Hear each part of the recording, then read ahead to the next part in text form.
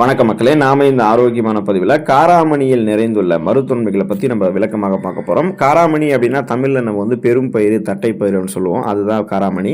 காராமணியில் calcium, இரும்பு சத்து, செம்பு சத்து, மேங்கனீஸ், பாஸ்பரஸ், மெக்னீசியம் இதெல்லாமே அதிகளவும், செலினியம், துத்தநாகம், பொட்டாசியமும் இருக்குது. பயோசெனின் அப்படின்றது பைட்டோ நியூட்ரியன்ஸ் காராமணியில் காணப்படுதுங்க. மேலும் இதில் கார்போஹைட்ரேட், புரதச்சத்து, நார்ச்சத்தெல்லாம் இருக்குது. விட்டமின் சத்துக்கள் எல்லாமே அதிகமாக நிறைந்திருக்கு. ஸோ இவை அனைத்தும் ஒன்று சேர்ந்து காராமணி நமக்கு அளிக்கக்கூடிய மருத்துவன்மைகளை பார்ப்போம்.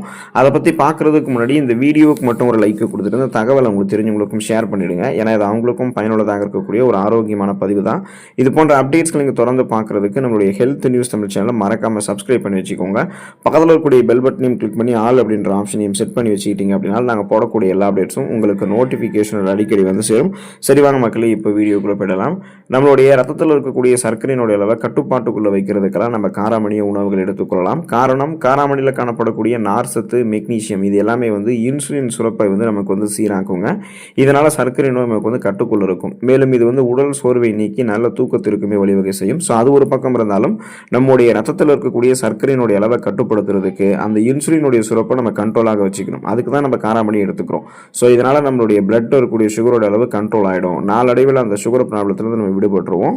ஒருவேளை உங்களுக்கு சுகர் ப்ராப்ளம் இருக்கக்கூடாது, இப்பயும் இல்லை வருங்காலத்திலையும் வரக்கூடாது அப்படின்னா தொடர்ந்து இப்போ இருந்தே காராமணியை வாரத்தில் ஒரு தடவையாவது எடுத்துக்கோங்க. ரத்தத்தில் சர்க்கரையினுடைய அளவு எப்போதுமே கட்டுப்பாடோடு இருக்கும். ரத்த சர்க்கரை அதாவது நீரிழிவு அப்படின்ற பேச்சுக்கே இடம் இருக்காது. நீங்கள் ஆரோக்கியமாக இருக்கலாம். எலும்புகளை பாதுகாக்கக்கூடியது காராமணி. காரணம், காராமணியில் இருக்கக்கூடிய கால்சியம், மெக்னீசியம், மேங்கனீஸ் போன்றவை எலும்புகளினுடைய பாதுகாப்புக்கு உதவக்கூடிய அடிப்படையான ஊட்டச்சத்துக்களாக இருக்குங்க.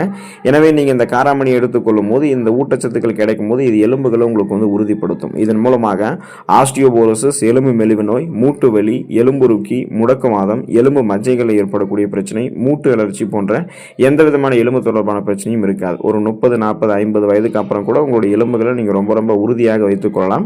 அந்த வலுவான எலும்பு பெற்று பேலன்ஸ் தடுமாறாமல் நீங்கள் ஸ்ட்ராங்காக இருக்க முடியும் உங்களால். ஸோ தொடர்ந்து நீங்கள் எலும்புகளை பாதுகாக்கிறதுக்கு காராமணி எடுத்துக்கொண்டு எலும்புகளை பாதுகாக்கக்கூடிய ஊட்டச்சத்துக்களை பெற்றுக்கொள்ளலாம்.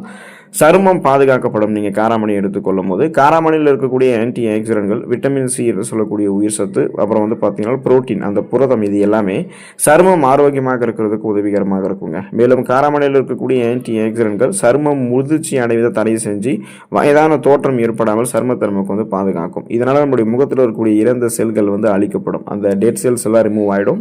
முகப்பொருட்கள், கண் கருவளையங்கள், கரும்புள்ளிகள், வயதான சுருங்கிய தோலமைப்பு, கோடுகள், கரைகள் கொண்ட மாசு மறு கொண்ட சருமம் என எதுவுமே உங்களுக்கு இருக்காது. இளமையான தோற்றம் கிடைக்கும். அந்த சருமம் முதிர்ச்சி அடைவதை தடை செஞ்சு கோலஜன் உற்பத்தியை சருமத்தில் மேம்படுத்தி, ரத்த ஓட்டத்தை சருமத்தில் மேம்படுத்தி சருமத்தை பாதுகாக்கிறதுக்கு தான் காராமணி உதவிகரமாக இருக்கும். அனிமியா என்று சொல்லக்கூடிய ரத்த சோகை நோய், இந்த நோய் குணப்படுத்தப்பட்டு மீண்டும் வராமல் தவிர்க்கப்படுவதற்கு காராமணி எடுத்துக்கொள்ளலாம். ஸோ இப்போ ரத்த சோகை நோய் ஏற்படுவதற்கான முதல் முக்கிய காரணம் என்னன்னு கேட்டீங்கன்னா இரும்பு சத்து குறைபாடு தான். இரும்பு சத்து குறையும் பொழுது ரத்த சிகப்பணுக்கள் குறையும். ரத்த சிகப்பணுக்கள் குறைஞ்சதுன்னா ரத்த புரதமான ஹீமோகுளோபினுடைய கவுண்ட்டும் குறையும். அப்போ நமக்கு போதுமான அளவுக்கு உடல் எங்கும் ஆக்சிஜன் சப்ளை கிடைக்காதால மயக்கம், தலைவலி, உடல்வலி, உடல் பலவீனம், சோர்வு, குமட்டல், வாந்தி, கவனமின்மை இந்த மாதிரியான அறிகுறிகளை நமக்கு அதிகரிச்சுட்டே போகும். எந்த விஷயத்திலையும் கவனம் செலுத்த முடியாது. இது நம்ம விடுபடணும்னா இரும்பு சத்து நிறைந்திருக்கக்கூடிய உணவுகளை எடுத்துக்கொள்ளணும். நீங்கள் காராமணி எடுத்துக்கிட்டீங்கன்னா வளமான அளவில் இரும்பு சத்து கிடைக்கும்.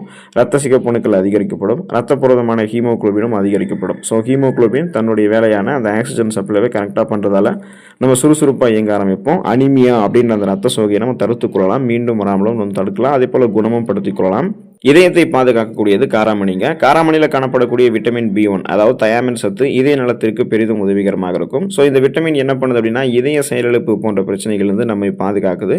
மேலும் காராமணியில் காணப்படக்கூடிய ஃப்ளவனாய்டுகள் இதயம் நன்றாக செயல்படுவதற்கு உதவி செய்யும். ஸோ காராமணியில் இருக்கக்கூடிய நார் சத்தானது ஏற்கனவே நம்மளுடைய உடலில் ரத்த நாளங்களில் படித்திருக்கக்கூடிய கெட்ட கொழுப்புகளை குறைக்கும். மீண்டும் ரத்த நாளங்களில் கெட்ட கொழுப்புகள் படியாமல் பாதுகாக்கும். இதனால் பார்த்தீங்கன்னா தமனிகளில் அடைப்பு ஏற்படாமல் தடுக்கப்படும். ஸோ இதனால் உங்களுக்கு மாரடைப்பு, பக்கவாதம், இதய தமனிகளில் வீக்கம் ஏற்படுதல், இதய தசைகள் வலுவிழந்து போகுதல் போன்ற எந்த இதயம் தொடர்பான பிரச்சனையும் இருக்காது. உங்களுடைய ரத்த நாளங்களில் கெட்ட கொழுப்புகள் படியாது. படிந்திருக்கக்கூடிய கெட்ட கொழுப்புகளை அகற்றிக்கலாம். நரம்புகள் இருக்கக்கூடிய இறுக்கங்களை தளர்த்தி பிபி பிரச்சனை விடுபட்டலாம். பிபி, கொலஸ்ட்ரால்லாம் இல்லாமல் இதயத்தை பராமரிக்கணும் அப்படின்னா காராமணியை தொடர்ந்து உணவுகளை நீங்கள் எடுத்துக்கொள்ளலாம். உங்களுடைய உடல் எடையை எந்த விதமான பக்க விளைவுகளும் இல்லாமல் ஆரோக்கியமான முறையில் குறைக்கிறதுக்கு நீங்கள் காராமணி எடுத்துக்கலாம். ஏன்னா காராமணியானது குறைந்த கொழுப்பு கொண்டிருக்கு. மேலும் காராமணியில் இருக்கக்கூடிய நார்சத்தானது நல்ல செரிமானத்தை தூண்டுவதோட அதிக பசி ஏற்பட ஏற்படாமல் தடுக்கும். காராமணி இதனால் உங்களுடைய வெயிட் லாஸ் பண்ணுறதுக்கும் உங்களுக்கு வந்து ஹெல்ப் பண்ணும். ஸோ இப்போ நீங்கள் வெயிட் லாஸ் பண்ணுறதுக்கான அந்த டயட்டை வந்து மேற்கொண்டுட்டு இருக்கீங்க, பசியை கண்ட்ரோல் பண்ணக்கூடிய ஒரு சிறந்த உணவு தேடுறீங்கன்னா காராமணி எடுத்துக்கலாம். ஏன்னா நம்ம வெயிட் லாஸ் பண்ணணும் அப்படின்னாலே அதிக கலோரிகள் இருந்திருக்கக்கூடிய உணவுகள் எல்லாம் எடுத்துக்கொள்ளக்கூடாது. குறைந்த கலோரிகள் இருந்திருக்கக்கூடிய உணவுகள் எடுத்துக்கொண்டு பசியை கட்டுப்படுத்தி எப்படியெல்லாம் நம்மளுடைய வந்து வெயிட்டை குறைக்கலாம் அப்படி தான் பார்க்கணும். ஸோ அந்த மாதிரி வெயிட்டை குறைக்கிறதுக்கு நீங்கள் தொடர்ந்து உங்களுடைய உணவுகளை காராமணி எடுத்துக்கொண்டு நலம் பெறுங்கள். ஊட்டச்சத்துக்களை பெற்று ஆரோக்கியமாக இருக்கிறதுக்கு வாரத்தில் ஒரு தடவையாவது காராமணி எடுத்துக்கொண்டு நலம் பெறுங்கள். அடுத்த ஆரோக்கியமான பதிவில் மறக்காமல் சந்திப்போம். நன்றி மக்களே.